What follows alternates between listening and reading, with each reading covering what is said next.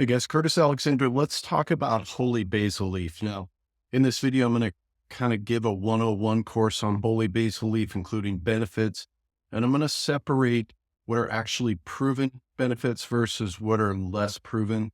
Talk about side effects, dosing, warnings, and more. Now, just a bit of background. I'm a pharmacist, but I'm also an expert in natural health. It's kind of my passion. So I really enjoy talking about these things, but I think there's some information out there that's a little misleading with holy basil. So let's hop right into it. First of all, holy basil, one of the good things, it's got a long history of use. A lot of different populations and parts of the world use it primarily as an as an adaptogen. So kind of like ashwagandha, and it does have some evidence for that.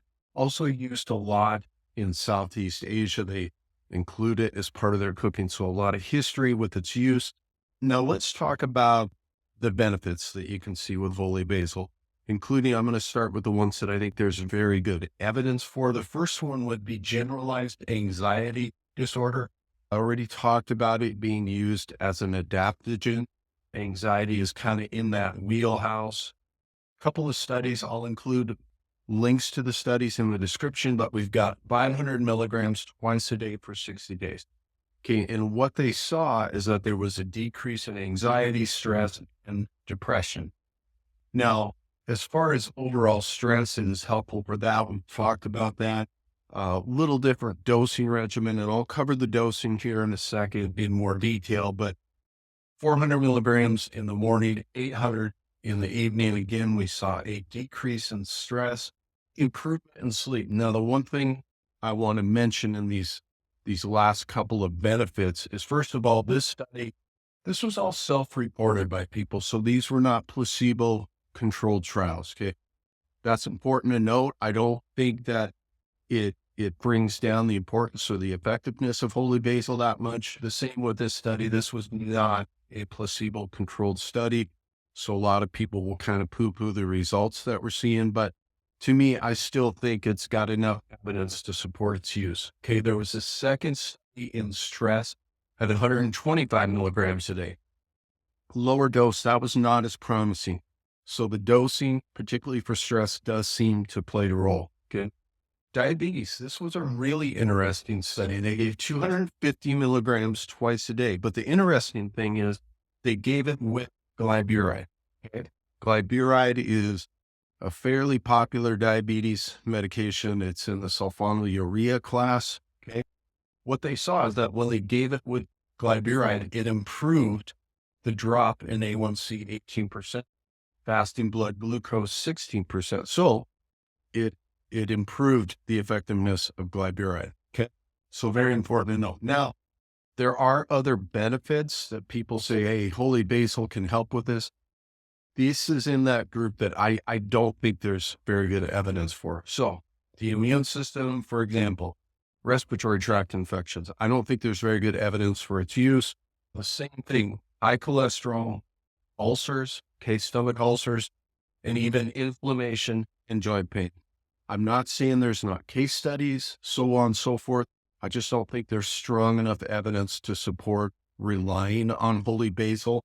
But for anxiety, stress, diabetes, I think it's pretty positive. Now let's kind of move on to talking about side effects. Okay. Overall, holy basil is tolerated pretty well. Two kind of common side effects you can tend to see is nausea and loose stools. I would say you're going to be looking at a 5 to 10% incident rate with them.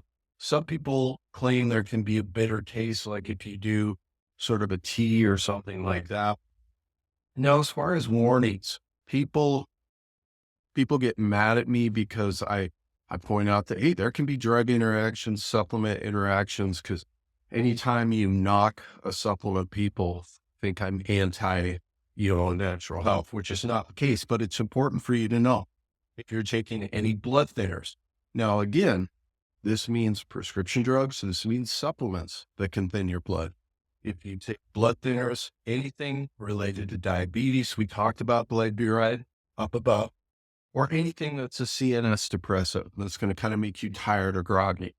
In theory, holy basil can interact with all these medications and supplements that kind of fall in those classes. So just something to be aware of. Now let's talk about dosing.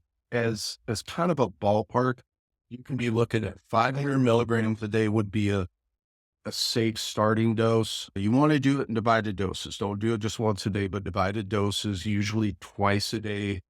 And you may need to move up from there. Some of the studies involved a little higher doses. We saw that when we went to the lower end, it wasn't as promising.